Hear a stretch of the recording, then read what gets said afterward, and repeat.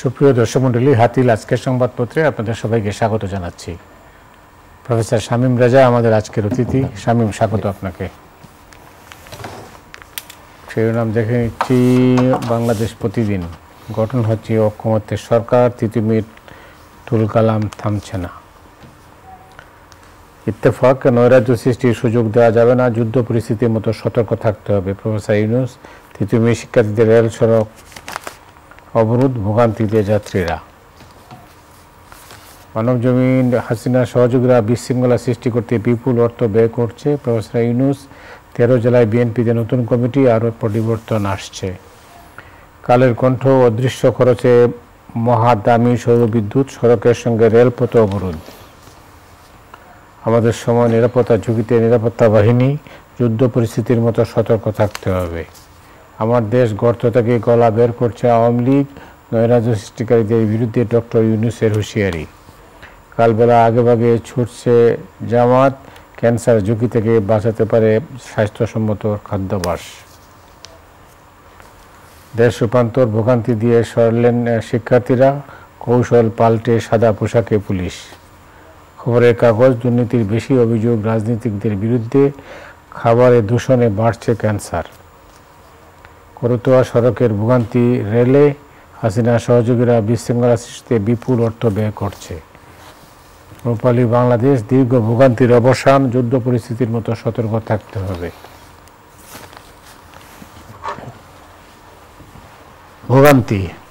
ভোগান্তিটা হচ্ছে এখন সড়ক এবং রেলপথ দুইটাতেই ভোগান্তি, দুইটাতেই কিন্তু অবরোধ।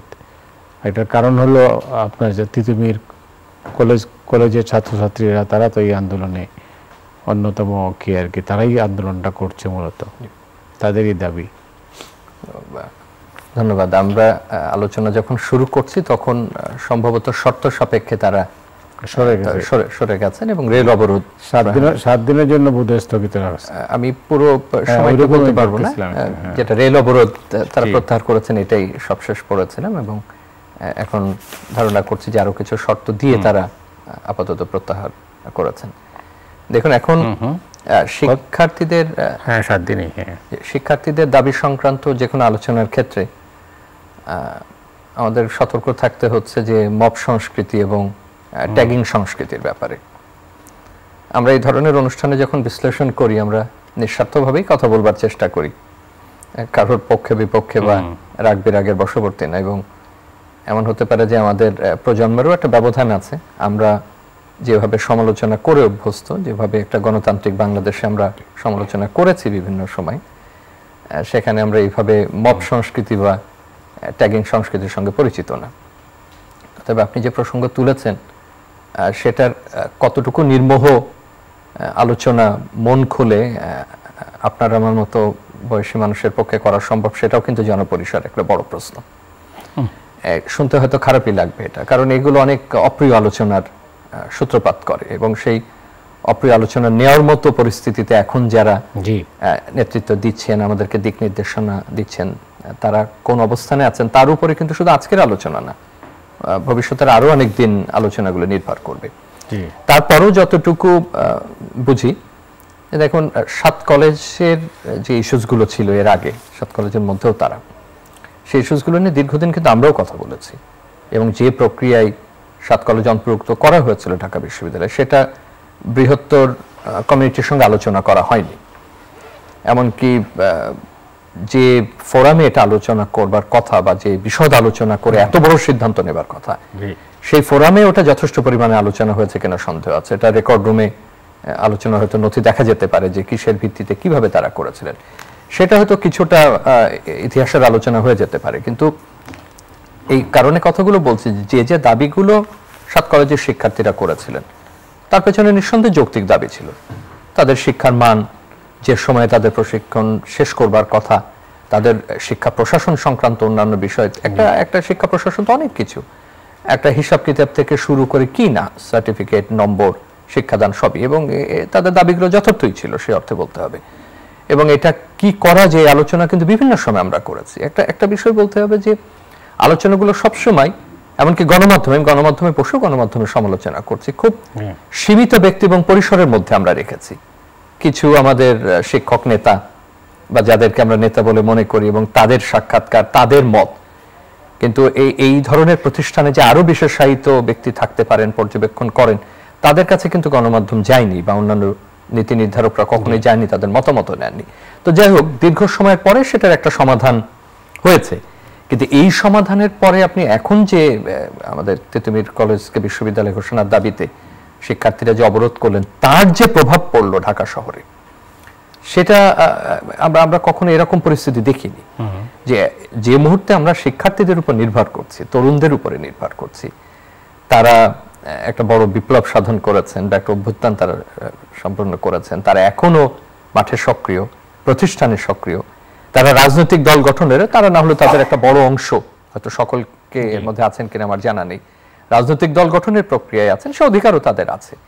অর্থাৎ আমাদের এখন ড্রাইভিং সিটে তারাই, সরকার তো আছেন সরকারের জায়গায়, কিন্তু যে সংস্কার বলুন, যা বলুন, যা কিছু হচ্ছে সেগুলো তো তারাই টেনে নিয়ে যাবেন সামনের দিকে আগামী 1-2 দশকে।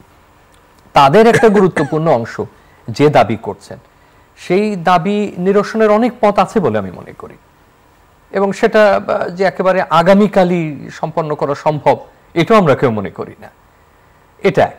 এবং এইটা করতে গিয়ে যে ধরনের পরিস্থিতি এখানে তৈরি করা হচ্ছে এবং ওই দাবিকে সামনে নিয়ে যাওয়ার জন্য যে যুক্তিগুলো দেওয়া হচ্ছে, সেই যুক্তিগুলো ধোপে টেকে না এবং সেগুলো অনেক অনেক অনেক আলোচনার দাবি রাখে সেগুলো। এখন এইটাকে ঘিরে আবার যে বিষয়গুলো হচ্ছে সেটা খুব কৌতূহল তৈরি করবার মতো। সংশ্লিষ্ট ব্যক্তি বলছেন, আপনারা জানেন কারা আছে, কি করে, আমরা কিভাবে জানবো? হয়তো তিনি সাংবাদিকদেরই বলছেন খতিয়ে দেখতে। তো সাংবাদিকরা দেখবেন, সাংবাদিকরাই তো দেখছেন, আজ কয়েকদিন তারা সংবাদ দিচ্ছেন দেখেই তো আমরা জনদুর্ভোগের কথা বলছি। এবং কোনো দুর্ভোগ অসহনীয় শুধু না, এটা মেনে নেওয়াই কঠিন। আপনি সমস্ত গণমাধ্যমের পাতা, সংবাদপত্রের পাতা জুড়ে আজ কয়েকদিন এই বিষয়গুলো, যে একদিকে শিক্ষার্থীরা নতুন বাংলাদেশের স্বপ্ন দেখাচ্ছেন, তারা নতুন দল গঠন করছেন, বা যারা দলে নাই তারাও নতুন নতুন ধারণা দিচ্ছেন, আর অন্যদিকে তাদেরই এক অংশ, তাদের দাবি নিয়ে আমরা পরে আলোচনা করতে পারি। কিন্তু একটা রাজধানীর শহরে যে অবস্থা তৈরি করা হয়েছে এবং রেল যোগাযোগ থেকে শুরু করে সড়ক যেভাবে বিচ্ছিন্ন করে দেওয়া হচ্ছে, সেই আমার মনে হয় যে শুধুমাত্র যে একটা ভালো কাজের জন্য আপনার দুর্ভোগ হচ্ছে, এই যুক্তি দিয়ে এটা শেষ করা যাবে না। এবং আমি আগেই বলে নিয়েছি যে কোনো বক্তব্য দিলে খুব সহজে এখন মব সংস্কৃতি চলে আসে, খুব সহজে আপনাকে ট্যাগিং দেওয়া যায়। আমরা তো সামাজিক মাধ্যমে এত তৎপর নই, এই ট্যাগিং এর জবাব দেওয়া আমাদের পক্ষে সম্ভব না, বা মব সংস্কৃতির জবাব আর একটা মব সংস্কৃতি দেওয়া সম্ভব নয়। কথাগুলো বলতে দিতে হবে, কথাগুলো শুনতে হবে। এখানে কারা করছে, কি করছে, সেটা যদি সংশ্লিষ্ট ব্যক্তি আপনার আমার উপরে চাপিয়ে দেন, তাহলে রাষ্ট্রীয় সংস্থার কি প্রয়োজন, তাহলে ওই নির্দিষ্ট দপ্তরের কি প্রয়োজন? একই সঙ্গে আমি যদি তাদের যুক্তিগুলোতে দেখি, খুব ছোট, আমি সরাসরি তাদের প্রসঙ্গে খুব বেশি যেতেও চাই না, আমি আগেই বলে নিয়েছি সে প্রসঙ্গটা। তার একটা হলো যে আমাদের এই ধারণা সংস্কৃতি থেকে বেরিয়ে আসতে হবে যে কলেজ থাকলে সেটা উন্নত প্রতিষ্ঠান হবে না, আর বিশ্ববিদ্যালয়ে নাম থাকলে উন্নত প্রতিষ্ঠান হবে। এটা আমাদের মাথার মধ্যে কেন ঢুকলো? কলেজে তো উচ্চ শিক্ষা প্রতিষ্ঠান, সেই কলেজেরও আরো রসদ থাকতে পারে, আরো সম্পদ থাকতে পারে বিশ্ববিদ্যালয়ের সমান। এই আলোচনা করা যেতেই পারে। তারা যে দাবি করছেন সেটা কতটুকু সক্ষমতা আছে, কতটুকু সেটা প্রয়োজনীয়তা আছে, কতটুকু সেটা নিয়ে চিন্তা ভাবনা করা যাবে, সেটা হতেই পারে। সে আলোচনা আরো ব্যাপকভাবে চলুক। কিন্তু আমি মনে করি যে প্রক্রিয়া, যে পদ্ধতিতে এটা করা হচ্ছে, সেইটা আরো অন্যভাবে করা যেত। এবং যেখানে মানুষের সম্পৃক্ততা নেই, যেখানে মানুষের সমবেদনা নেই, যেখানে মানুষের সমর্থন নাই, এবং যে মানুষ তার করের পয়সা দিয়ে একটা প্রতিষ্ঠানকে আরো অধিকতর উন্নত পর্যায়ে নিয়ে যাবেন, সেই মানুষ যদি সেখানে অনুমোদন না দেন, তাহলে সেটা নাম স্কুল হলো, কলেজ হলো না বিশ্ববিদ্যালয় হলো, তাতে খুব বেশি কিছু এসে যায় না। এবং এই নামেও আমি মনে করি না যে শিক্ষার মান, ব্যবস্থাপনা বা কোনো কিছুর পরিবর্তনকে নির্দেশ করে। অনেক ধন্যবাদ। আমাদের সময়ে একটা শিরোনাম হচ্ছে নিরাপত্তা ঝুঁকিতে নিরাপত্তা বাহিনী। বলা হচ্ছে যে একদিনে 3 জেলায় হামলার শিকার পুলিশ। আরেক জায়গায় বলছে অভিযানে যেতে পুলিশের একটি অংশের অনীহা। আমি এই আলোচনার ক্ষেত্রে আবার বলবো, আমি খুব সাধারণ আলোচনা এটার ক্ষেত্রে করবার পক্ষে না। আমরা যতটুকু বুঝতে পারছি যে পুলিশ বাহিনী এখনো পূর্ণাঙ্গভাবে পুনর্গঠিত হয়নি, কারণ যে অবস্থায় সে পড়েছে সেটা একটা উন্মুক্ত সত্য। সে অনেকটাই আগে থেকে হয়তো ভালো অবস্থায় ফিরে আসছে, সরকার চেষ্টা করছে, প্রত্যেকে তারা নিজেরাও চেষ্টা করছেন বাহিনী হিসাবে, কিন্তু সেটা পূর্ণাঙ্গ পুনর্গঠন এখনো কিন্তু হয়নি। সেটা একটা। তার সঙ্গে যেটা হচ্ছে যে তাদের যে মনোবল, কারণ যে পরিস্থিতির মধ্য দিয়ে তারা গেছেন, আমরা ওই আলোচনা এখন না যাই যে কে সঠিক ছিলেন, কে বেঠিক ছিলেন, কে কার পক্ষে ছিলেন, বিপক্ষে ছিলেন, কিন্তু মনোবলের উপরে তো বড় একটা আঘাত এসেছে। এবং পুলিশ এমন একটা বাহিনী যে বাহিনী সবসময় জনগণের সঙ্গে থাকে, তার সঙ্গে নিশ্চয় সীমান্ত রক্ষী যে বাহিনী আছে, সেনাবাহিনীর একটা বড় পার্থক্য এটা, যে প্রতিদিনই আপনার আমার মতো বা আপনি একজন সাংবাদিক হিসেবে যত মানুষের সঙ্গে ওঠা বসা করেন, একজন পুলিশ সদস্য তার চেয়ে অনেক বেশি মানুষের সঙ্গে প্রতিনিয়ত ওঠা বসা করেন। তো তার মনোবল, তার কমিউনিটির সঙ্গে তার যে যোগাযোগ ছিল সেটা ভেঙে পড়েছে, তার প্রতি মানুষের যে আস্থা ছিল সেই আস্থাটা ফিরিয়ে আনা একটা বড় বিষয়। কারণ এত বেশি রাজনীতিকীকরণ হয়েছে, এত বেশি রাজনীতিকীকরণ হয়েছে, এবং তার যে অভিযোগগুলো তার বিরুদ্ধে আসছে, মানুষকে হয়রানি সহ, আমরা নিঃসন্দেহে একটা বাহিনীর উপরে গ্রানি দিচ্ছি না, কিন্তু বিরাট একটা অংশ নিঃসন্দেহে নানান রকম অভিযোগে অভিযুক্ত এবং নানান দোষে তারা দুষ্ট হয়ে পড়েছেন। তো সেইটা থেকে বেরিয়ে এসে কলুষমুক্ত হওয়াটা তো একদিনের ব্যাপার না। একদিকে মনোবল, একদিকে পুনর্গঠন, একদিকে ওই পরিচয়ের একটা সংকট, তাকে বারবার প্রমাণ করতে হচ্ছে যে আমি একটা পুনর্গঠিত নতুন অবস্থায়, আমি কোনো দলের অনুগ্রহে চলছি না বা কারোর আমি সে আগের দোষে দুষ্ট না। এই সব কিছু মিলিয়ে হঠাৎ করে তার কাছ থেকে বড় কিছু পাওয়াটা কঠিন আমার যেটা মনে হয়। পুলিশ সংস্কার রিপোর্ট আসছে, সেই রিপোর্ট তার আগামীকালে বাস্তবায়ন করা যাবে না, সময় লাগবে। আর যে ঘটনাগুলো আপনি বললেন যে তিনি আটক করে নিয়ে যাচ্ছে, তার কাছ থেকে ছিনতাই করে নিয়ে যাওয়া, এবং বিভিন্ন আরো একাধিক ঘটনা ঘটেছে যেটা পুলিশ উপস্থিতি থাকার পরেও সেটা সমাধান করা যায়নি। তার সঙ্গে আরো একটা বোধহয় চ্যালেঞ্জ যুক্ত হয়েছে, সেটা আমাদের গভীরভাবে দেখতে হবে, যে পুলিশ শক্তি প্রয়োগের যে বিষয়টা, যে পরিস্থিতি কি করে মোকাবেলা করবে পুলিশ, সেটা নিয়েও কিন্তু আমরা একটা আলোচনা শুরু করেছি। এবং আপনি যদি সব শেষের এই ঘটনাও ঘটেন, যে আমাদের শিক্ষার্থীরা যে সড়ক রেলপথ অবরোধ করে বসেছিলেন, সেখানে তো তাদেরকে শক্তি প্রয়োগ করা যায়নি বা শক্তি প্রয়োগ করার কথা আমরা ভাবিও নি। এর আগে যারা আহত ছিলেন জুলাই অভ্যুত্থানে, তারা প্রধান উপদেষ্টার বাড়ি পর্যন্ত গেছেন, এটা প্রতিদিনই, এবং সেখানেও কিন্তু একই আলোচনা উঠছে যে পুলিশ যেন শক্তি প্রয়োগ না করে যতটুকু তারা। অতএব একদিকে শক্তি প্রয়োগ থেকে আমরা সরে আসতে চাইছি, আমরা বিকল্প পথ অনুসন্ধান করছি যে কিভাবে এই পরিস্থিতি মোকাবেলা করা যায়। আমরা দমন পীড়নের কথা বলছি না, কিন্তু যে কোনো পরিস্থিতিতে মোকাবেলা করতে হবে, সেটা জনদুর্ভোগ হোক, সেটা সমাবেশ হোক, কিংবা যেখানে সহিংসতার সম্ভাবনা আছে। অতএব এই যে 5-6টা বিষয় বললাম, সেটা আমি মনে করি যে পুলিশের জন্য একটা বড় চ্যালেঞ্জ, এবং চাইলেই সেটা হঠাৎ করে করা যাবে না। নিরাপত্তা প্রধানদের সঙ্গে বৈঠকে প্রধান উপদেষ্টা যেটা বলেছেন, সেটা হচ্ছে যে যুদ্ধ পরিস্থিতির মতো সতর্ক থাকতে হবে। আমি নিজে অনেকবার বোঝার চেষ্টা করছি যে কথাটা তিনি রূপক অর্থে বলেছেন কিনা, যে আমাদের এখন যে পরিস্থিতি, কার বিরুদ্ধে যুদ্ধ, আমাদের কোন প্রতিপক্ষ এই মুহূর্তে যুদ্ধের কেউ নাই। এখন আমি যদি ওনার কথাটি সরল বিশ্বাসে গ্রহণ করি এবং গুড স্পিরিটে গ্রহণ করি, তাহলে আমার কাছে এটাই মনে হয় যে বিশ্ব একটা যুদ্ধ পরিস্থিতি রয়েছে। আপনি পৃথিবীর অর্থনৈতিক অবস্থা, আপনি জানেন সবচেয়ে শক্তিশালী দেশের নানান রকম নতুন পরিকল্পনা, এবং আমরাও তো একটা অর্থনীতিতে খুব ভালো অবস্থার মধ্যে আমরা নেই। তার সঙ্গে আমাদের দেশের অভ্যন্তরীণ অবস্থা, এবং একটু আগে আমরা যে বিষয়গুলো নিয়ে আলোচনা করছেন, নিরাপত্তা তো কেবলমাত্র প্রতিদিন দাঙ্গা বা দ্বন্দ্ব না, খাদ্য নিরাপত্তার প্রশ্ন আছে, আমাদের স্থিরতার নিরাপত্তার প্রশ্ন আছে, বাস্তবায়নের নিরাপত্তার প্রশ্ন আছে, নতুন দল গঠন করতে যাচ্ছেন শিক্ষার্থীরা, পুরনো দলগুলো আছে, তাদের সঙ্গে এক ধরনের কনফ্লিক্ট না একটা ফ্রিকশনের তো সম্ভাবনা সেখানে আছে। তো সেটা মিলে, এবং আবার উনি নিরাপত্তা উপদেষ্টাদের সঙ্গে কথা বলেছেন। আমি তাহলে নাগরিক হিসাবে এখানে একটা প্রশ্ন তুলি, যে আমরা যে পুলিশ বাহিনীর ব্যাপারে এক ধরনের বাস্তবসম্মত দৃষ্টিভঙ্গিতে দেখার চেষ্টা করছি, আমরা এর মানে এই বলছি না যে পুলিশ ওখানে প্রয়োগটি ভূমিকা পালন করবেন না বা এই কাজটা ভালো হচ্ছে, কিন্তু আমরা সীমাবদ্ধতাগুলো চিহ্নিত করবার চেষ্টা করছি যে এই কারণে হয়তো বা এটা হয়ে থাকবে। কিন্তু আমার একই সঙ্গে প্রশ্ন, যে তাকে সমর্থন দিতে পারে এমন বাহিনী তো আছে যে তার পাশে দাঁড়াতে পারে। আমাদের অসংখ্য সংস্থা রয়েছে, অসংখ্য গোয়েন্দা সংস্থা রয়েছে, রাষ্ট্রীয় নিরাপত্তা দেখে এমন অনেক সংস্থা রয়েছে, তারা তো বিভিন্ন তথ্য দিয়ে, বিভিন্ন পরামর্শ দিয়ে, কৌশল দিয়ে পুলিশ বাহিনীকে এই মুহূর্তে আরো সক্রিয় করতে পারে, আরো শক্তিশালী করতে পারে। এবং সেই ভাবনাটা আমরা ভাবতে পারি কিনা, একটা অবস্থার মধ্যে তারা পড়েছে, এবং আরো তো অন্যান্য অধিকতর শক্তিশালী বাহিনী আমাদের আছে, তাদের সহায়তা নিলে যে আমাকে শক্তি প্রয়োগ করতে হবে এমন তো কোনো কথা নেই, অস্ত্র প্রয়োগ করতে হবে তা তো কোনো কথা নেই। অতএব কেবলমাত্র এই সীমাবদ্ধতা চিহ্নিত করে যাব, কিন্তু আসামি ছিনতাই করে নিয়ে যাবে, পুলিশের উপস্থিতিতে আমরা সেটা সামাল দিতে পারবো না। এবং আরো অনেক ধরনের অধিকতর গুরুতর অনেক সহিংসতার ঘটনাও কিন্তু রয়েছে, হত্যাকাণ্ড, মারা, হাতুড়ি পেটানো ইত্যাদি ইত্যাদি। এখন বারবার যদি আমরা একই কথা বলতে পারি যে সংখ্যায় পুলিশ নাই, তারা পারছে না, এই যুক্তি কতদিন দেওয়া যাবে? সুতরাং আমি মনে করি যে যেহেতু নিরাপত্তা যারা দায়িত্বে আছেন তাদের সঙ্গে তিনি বসেছেন, আমি মনে করি যে এটাও বোধহয় একটা বিবেচনার বিষয় যে অপরাপর যে সংস্থাগুলো আছে, বাহিনীগুলো আছে, তারা কিভাবে, যদিও তাদের অন্য কাজ আছে, এটা তাদের কাজ না, পুলিশ বাহিনীকে সহায়তা দিতে পারেন। এবার আসি মানে বিশ্বব্যাপী প্রেসিডেন্ট ট্রাম্পের কতিপয় সিদ্ধান্ত সারা বিশ্বেই কিন্তু আলোচিত হচ্ছে, সমালোচিত হচ্ছে, খুব প্রকাশ করেছেন অনেকেই। বিশেষ করে ইউএসএআইডির কার্যক্রম বন্ধ হয়ে যাওয়ায় বাংলাদেশও ক্ষতিগ্রস্ত হচ্ছে। তো এইটা আপনি তো এটা খুব নিবিড়ভাবে এটা পর্যবেক্ষণ করেন, আপনি কি দেখছেন? না, এটা অবশ্যই আমাদের ভালো বার্তা দিচ্ছে না। ঠিক।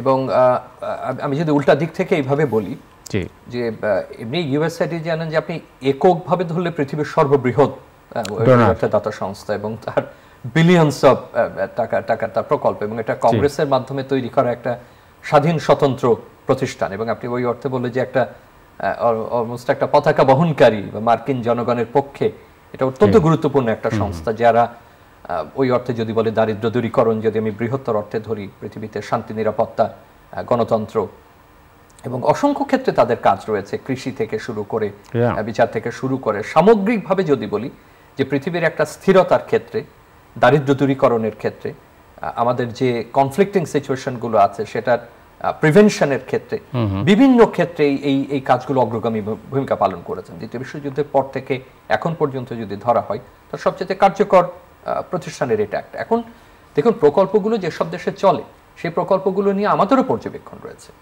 আমি নিজে বৃহৎ ডোনারগুলোর অর্থনৈতিক প্রকল্পের সঙ্গে যুক্ত নই এবং সে ব্যাপারে হয়তো অত ব্যক্তিগতভাবে গভীরভাবে খতিয়ে দেখিনি, কিন্তু যতটুকু আমার নিজস্ব যে বলে যে কাজ, তার সঙ্গে যে আন্তর্জাতিক প্রতিষ্ঠানগুলোর সঙ্গে যুক্ততা, তাতে আমারও মনে হয়েছে যে ওভারল্যাপিং আছে, কোনো কোনো ক্ষেত্রে পুনরাবৃত্তি আছে, কোনো কোনো ক্ষেত্রে হয়তো তহবিল সব ক্ষেত্রে সঠিকভাবে ব্যবহৃত হয় না, যে উদ্দেশ্যে দেওয়া হয় সেই উদ্দেশ্যটা হয়তো অনেক ক্ষেত্রে সাধিত হয় না, সেগুলো আছে। সেগুলো যে কোনো দাতা সংস্থা থেকে প্রাপ্ত অর্থটা আসে এবং সেটা অংশীদারি প্রতিষ্ঠানগুলো কিভাবে ব্যয় করবেন সেটা নিয়ে অনেক ধরনের প্রশ্ন থাকে। কিন্তু এইটা দিয়ে ওই কথা বলা যাবে না যে যেটা ইলন মাস্ক বলবার চেষ্টা করছে, যেটা উন্মাদরা চালাচ্ছে, এটা একটা অপ্রয়োজনীয় প্রতিষ্ঠান, এটা বন্ধ, এগুলো কিন্তু এই বয়ান খুব সাংঘাতিক রকম প্রভাব রাখবে।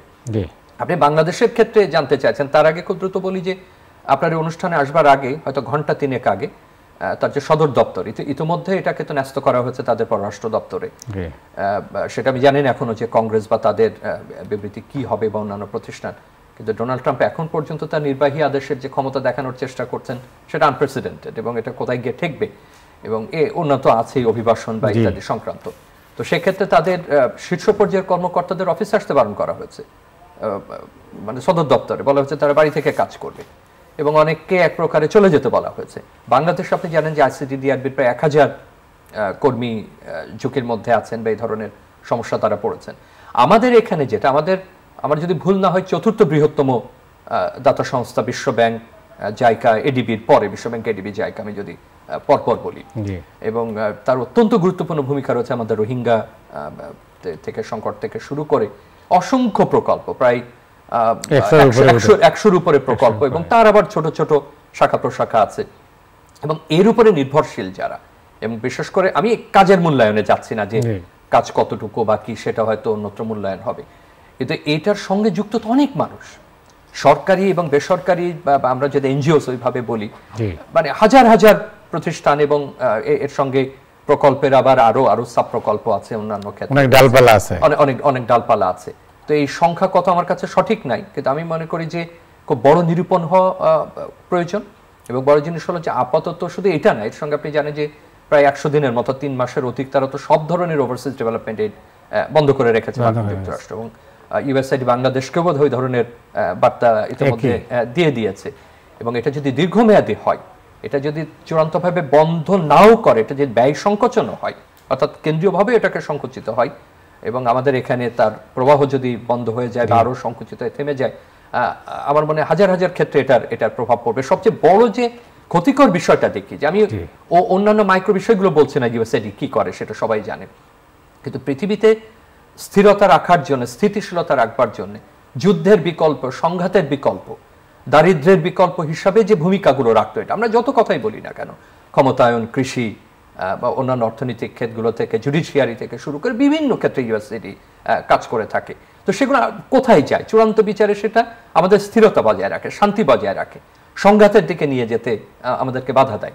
তো এই ক্ষেত্রগুলো আমাদের এখানে রোহিঙ্গার মতো কেস রয়েছে, আমাদের আরো অনেক সামাজিক ক্ষেত্রে অস্থিরতা রয়েছে, অতএব সেখানে যদি আমার যে শতাংশই হোক না কেন সেটা দারিদ্র্য দূরীকরণে যদি প্রভাব রাখে, আর অন্যান্য দেশের ক্ষেত্রে যদি আপনি বলেন সেটা তো আরো আছে, যদি বাংলাদেশের ক্ষেত্রে বলি, আমি মনে করি যে আমাদের এক ধরনের ভবিষ্যৎ নিরূপণ অত্যন্ত প্রয়োজন, সরকারি পর্যায়েও প্রয়োজন, এনজিওস যারা আছেন তারা নিশ্চয়ই সেটা করছেন, অন্যান্য ডোনার্সরা মূল্যায়ন করছেন, এবং ঠিক বিকল্প বলবো না, কিন্তু এটা যদি বন্ধ হয়ে যায় চূড়ান্তভাবে তাহলে আমরা কি করতে পারি। এবং বিশেষ করে আমি ব্যক্তিগতভাবে রোহিঙ্গা বিষয়ে খুবই উদ্বিগ্ন, যদিও খাদ্য সহায়তা অব্যাহত থাকবে বলে তারা বলছেন, কিন্তু আরো তো অন্যান্য ক্ষেত্রে আপনার সহযোগিতা লাগবে। আমরা সাম্প্রতিক সময়ে সংবাদপত্র লক্ষ্য করছি যে মার্কিন যুক্তরাষ্ট্রের সঙ্গে চীনের যে দ্বন্দ্ব, বা যে এক ধরনের অ্যান্টিসিপেটেড দ্বন্দ্ব যেটা, সেইটার ক্ষেত্রে বাণিজ্য কি সুবিধা আমরা নিতে পারি, এ নিয়ে প্রচুর লেখালেখি হচ্ছে। তৈরি পোশাক বা বাংলাদেশ কি লাভবান হবে না ক্ষতিগ্রস্ত হবে, আমরা একটা অনুমান করছি যে যদি ওই ধরনের এক ধরনের একটা বাণিজ্য সংঘাত তৈরি হয় মার্কিন যুক্তরাষ্ট্রের সঙ্গে, এটা বললেই তো হবে না, মানে মেক্সিকো, চীন এবং এটা আমরা ভাবছি, এটা আমরা ভাবছি যে তার তৈরি পোশাক সহ অন্যান্য বিষয়গুলো। দেখেন, বিশ্ব বাণিজ্যের স্বার্থটা আবার অন্যরকম। একদিকে যেমন ট্যারিফ যুদ্ধ তারা করছে, একদিকে দিচ্ছে, অন্যদিকে যেখানে সস্তা শ্রম পাবে, যেখানে আরো উৎপাদন পাবে, আরো স্থিতিশীলতা পাবে, মার্কিন যুক্তরাষ্ট্র সেখান থেকেই তার পণ্য নেবে, এটা থেকে সে সরে আসবে না।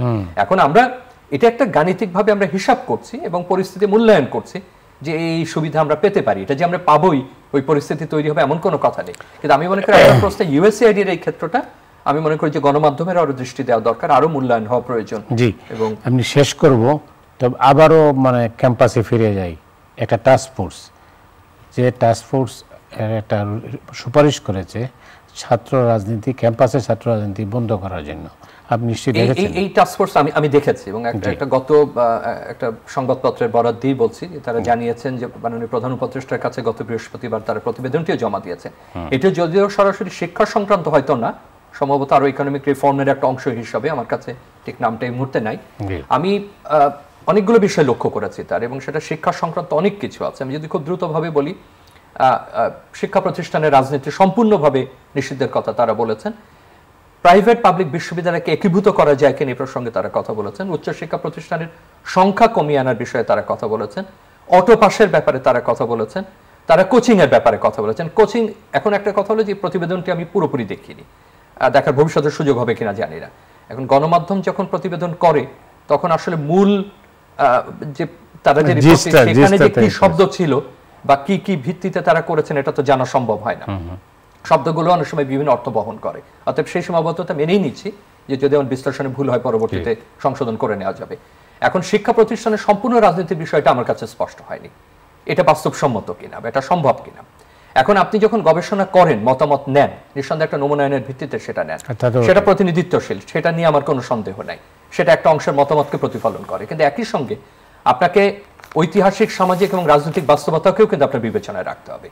আপনি যে ধরনের দেশ এবং আপনি যে ধরনের পরিস্থিতিতে যেতে চান, এখানে যে প্রক্রিয়ায় রাজনীতিকরণ হয়, যে প্রক্রিয়ায় নেতৃত্বের বিকাশ ঘটে, যে প্রক্রিয়া আমরা দেশ, সমাজ, রাষ্ট্র, অর্থনীতি সম্পর্কে ধারণা লাভ করি, সেই যে ধারণা সেটা কিন্তু উন্নত দেশের মতো একরকম না। মার্কিন যুক্তরাষ্ট্রের একজন শিক্ষার্থী কোনো রকমের রাজনৈতিক সংস্রব ছাড়াও বিশ্ববিদ্যালয়ের একটা ডিগ্রি নিয়ে কিংবা একটা সাধারণ কলেজের ডিগ্রি নিয়ে সে তার সামাজিক রাজনৈতিক কাজে কিন্তু অন্তর্ভুক্ত হতে পারে। মার্কিন যুক্তরাষ্ট্রের একজন শিক্ষার্থী মনে করতে পারে আমি ভবিষ্যতে একজন রাষ্ট্রপতি হব। যে প্রক্রিয়ার মধ্যে থেকে আপনি পছন্দ করুন না করুন, একজন ডোনাল্ড ট্রাম্প তৈরি হতে পারে ব্যবসায়ী থেকে, কোন রকম পাবলিক সার্ভিসে যিনি কোনোদিন ছিলেন না তিনি মার্কিন রাষ্ট্রপতি। এই প্রক্রিয়া আপনি বলতে পারেন যে সাবেক একজন মার্কিন রাষ্ট্রপতি একদম বাদামের ব্যবসা করতেন বা একদম কৃষক ছিলেন, তার বাড়িতে কোনোদিন পানির সাপ্লাই ছিল না, বিদ্যুতের সাপ্লাই ছিল না, জিমি কার্টার, তিনি মার্কিন যুক্তরাষ্ট্রের প্রেসিডেন্ট হওয়ার স্বপ্ন দেখতে পারেন। কিন্তু বাংলাদেশে সেই সম্ভাবনা নেই। বাংলাদেশে আপনি যদি এইভাবে এই ধরনের বক্তব্যগুলোর একটা বিরাজনীতিকরণের ব্যাখ্যা হয়, রাজনীতি বহির্ভূত ব্যাখ্যা হয়। আমরা তো বারবার বলছি না যে লীগের রাজনীতি, দলের রাজনীতি বা অমুকের রাজনীতি। রাজনীতির গুণগত পরিবর্তন অবশ্যই হতে পারে, কোন ফরম্যাটে রাজনীতি হতে পারে সেটা নিয়ে কথা হতে পারে। আপনি আরপিও সংশোধন করে বলেন যে কোনো দলের ছাত্র সংগঠন থাকবে না, তার ভাই সম্পর্কের, বোন সম্পর্কের, অমুক সম্পর্কের কোনো সংগঠন থাকবে না, তার আদর্শের সংগঠনকে তো আপনি না করতে পারবেন না। এটা মানবাধিকারের ভেতরে পড়ে। আপনি ইউনিভার্সাল হিউম্যান রাইটসও যদি ধরেন, তার মত প্রকাশ, তার রাজনৈতিক অধিকার, সে অধিকার থেকে আপনি তাকে বঞ্চিত করতে পারবেন। এখন in the name of bad রাজনীতি, আমি আবারও বলছি, আমি জানি না প্রতিবেদনে কিভাবে বলা হচ্ছে, আমি এই কারণে সবচেয়ে উন্নত দেশের উদাহরণ দিলাম যে সেখানে রাজনীতিতে অংশগ্রহণ করবার সরকার পরিচালনা নির্ধারণের যে প্রক্রিয়া, আপনার প্রক্রিয়া কিন্তু এক না। আপনি সেই প্রক্রিয়া থেকে একটা বৃহৎ শিক্ষিত জনগোষ্ঠীকে কিন্তু বিচ্যুত করতে পারবেন না। মার্জারের যে কথাটা বলা হচ্ছে এটা আমার কাছে খুব অদ্ভুত লেগেছে, এত সময় শেষ, যে প্রাইভেট পাবলিক বিশ্ববিদ্যালয় একীভূত করেন, এটা কিন্তু খুব খুব সাধারণ প্র্যাকটিস না এটা। কারণ দুটোর গঠন প্রক্রিয়া আলাদা, দুটোর অর্থায়ন প্রক্রিয়া আলাদা, পরিচালন পদ্ধতি, শিক্ষার উদ্দেশ্য একই, এবং এটার বিনিয়োগের বিষয়টা আলাদা। সেরকম একটা পদ্ধতিতে বাংলাদেশে যেখানে আমরা সমজাতীয় মার্জারে যেতে পারি না, যে দুটো কলেজকে এক করতে পারবো কিনা, দুটো বিশ্ববিদ্যালয়কে এক করতে, এই রীতি আছে। বিভিন্ন সেন্টার এক হয়, বিভিন্ন বিশ্ববিদ্যালয় এক হয়, কারণ আপনাকে মনে রাখতে হবে যে উন্নত দেশের ডিসিপ্লিন বন্ধ করে দেওয়া যায়। আমরা এটা পারি না। আমরা বিশ্ববিদ্যালয় বন্ধ করাতে এটা বা কলেজ বন্ধ করা খুব সহজ কাজ না। যেখানে আপনার বিকাশের জায়গাটা, সমস্যাটা দিতে হবে। আপনি নতুন আর প্রাইভেট বাড়াবেন না, যেগুলো আছে তার কঠিন স্ক্রিনিং এর মধ্যে আনা। আপনি পাবলিককে স্ক্রিনিং এর মধ্যে নিয়ে আসেন, সে তো ধোয়া তুলসী পাতা না যে আমি প্রাইভেটের ব্যাপারে চড়াও হব, পাবলিকের ব্যাপারে আমি নমনীয় হব। আপনি পাবলিককে বলেন যে সে যদি পারফর্ম না করতে পারে তার অর্থায়নের অবস্থাটা কি দাঁড়াবে, কতদিন পর্যন্ত আমি তাকে সাপোর্ট দেব, কি পর্যায়ে সাপোর্ট দেব। আপনি তো পাবলিক ইউনিভার্সিটি যখন বলছেন, অনেক পাবলিক ইনস্টিটিউশনকে উন্নত দেশে নিজের টাকা নিজে সংগ্রহ করতে হয়, 1% সরকার দেয়। অতএব এগুলো আসলে বৃহৎ আলোচনার প্রয়োজন, অত্যন্ত গুরুত্বপূর্ণ আলোচনার প্রয়োজন, এবং খুব সহজে এই ধরনের বিষয়গুলো যেন আমি সম্মান রেখে বলছি, তারা একটা ভালো সুপারিশ দিয়েছেন। আমরা ভবিষ্যতে আরো হয়তো আলোচনা হতে পারে এটা নিয়ে। অনেক ধন্যবাদ আপনাকে। ধন্যবাদ দর্শক মণ্ডলী, আজ এ পর্যন্তই। আপনারা সবাই ভালো থাকুন। শুভরাত্রি।